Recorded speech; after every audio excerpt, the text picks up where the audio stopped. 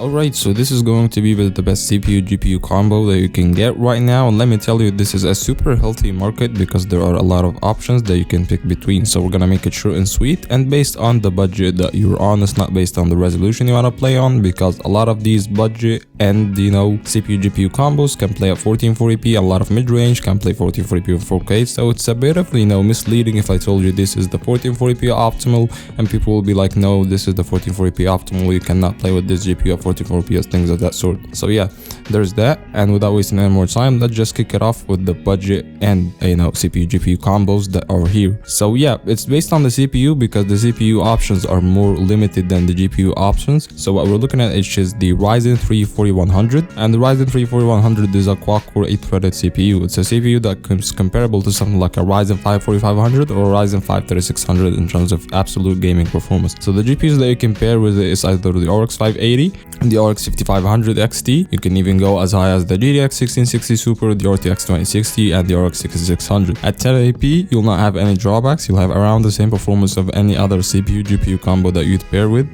comparable to the RX 6600, of course. So yeah, if you want just to save money, you want a budget PC that would get the job done, and you want a PC for gaming, this is the CPU GPU to go with. Now, if you want to go in a little higher, you have the Ryzen 5 5600 and the Ryzen 5 5500. Now, the reason I would go with these CPUs is I want to play at 1080p, I want to play at 1440p, but I want more FPS when it comes to the FPS intensive games. Since the Ryzen 5 5600 is based on Zen 3, you can actually pair it with higher end GPUs like a 6650 XT, 6700 XT, or you can even go as high as something like an RTX 3070 Ti or an RX 6800. So yeah, there's that. This is why you'd go with the Ryzen 5 5600, because you are getting really good value for money and the gaming performance is actually really good, compared to others. While the Ryzen 5 5500 is kind of like the, older brother, because it's actually older gen CPU. It's based on Zen 2, not Zen 3, So yeah, I would go okay when pairing it with something like an RX 6700 XT Max, but I wouldn't go with anything over that because yeah, you'll have a really noticeable bottlenecking here. But yeah, a Ryzen 5 5600 is the CPU of that spot, which is the budget higher, than the Ryzen 3 4100 budget-ish. So yeah, we're talking sub $700 to $800 gaming PC. So yeah, a Ryzen 5 5600 with these GPUs will really get the job done. Now, if you want something from the Intel side, this is the cheapest Intel CPU that would make sense, which is the i5-13400F. Now, the reason you'd go with an i5-13400F is that you want that extra CPU power horse, and this is why you'd go with it actually. So yeah, I would pair the i5-13400F with any of the before GPUs mentioned, but yeah, I would go the extra mile and pair with something like the RTX 4070 non-TI. So the 4070 or an RTX 3080 or an RX 6800 XT would really get the job done.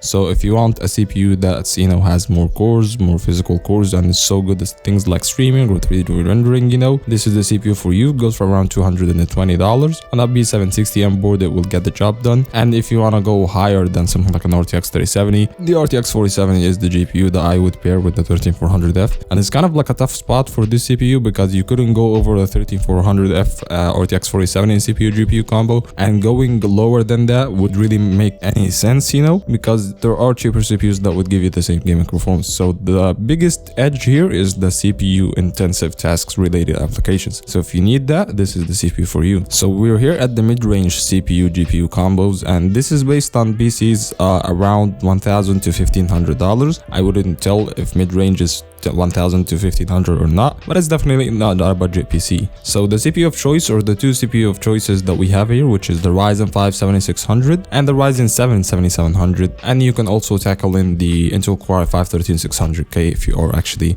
would call that a mid-range PC. Now, I really lean towards the Ryzen 5 7600 because this is the cheapest CPU that will give you the best gaming performance. So CPU, GPU, RAM combo all the way costs you around $350-ish, which is really cheap, and you compare this CPU with something as high as an RTX 4090. But of course, the optimal GPU to pair this CPUs with, well, the Ryzen 5 7600, I wouldn't go over something like a RTX 4070 Ti or an RX 7900 XT. The 13600K, the sky's the limit here, but yeah, this is a mid-range CPU, so I would go to say, nothing as high or as the RTX 4080, and so as the Ryzen 7 7700. I wouldn't go over an RTX 4080 when it comes to CPU GPU combos. And and this is basically a 4K ready PC. So it really comes down to your budget. The Ryzen 7 7700 CPU GPU combos is equal in price to the 13600K. The Ryzen 5 7600 is the cheapest of them all, and it gives you around the same game performance, but some games that require more cores will not give you that much of an FPS as the previous two options. Which brings us to the last but not least CPU GPU combos, the highest of the highest end, and you know what it is. We're looking at the Ryzen 7 7800X 3D and the RTX 4090 or RTX 4080 or whatever you actually want to go with. This is the highest end, the fastest gaming CPU right now for the right reasons. It doesn't consume that much TDP. It's not a hot CPU. It doesn't require crazy cooling. You'll not need to do any overclocking, and you're getting the highest end performance compared to that. You actually have the Vcache advantage that will give you really high FPS. So there is not much to say here. Any GPU you'd pair with this CPU, you'd get higher performance that you'd usually get with anything that's not X3D related or not AM5, which is crazy how it is, how AMD have went so far ahead when it comes to the CPU territory. But at a premium of $450, and you need really good cooling, or okay cooling, that will get you over a budget that you wouldn't want to go with. So yeah, that's been it. If you like the video, press on the like button. If you want to see more of that, can subscribe, and I'll see you in the next one. Peace.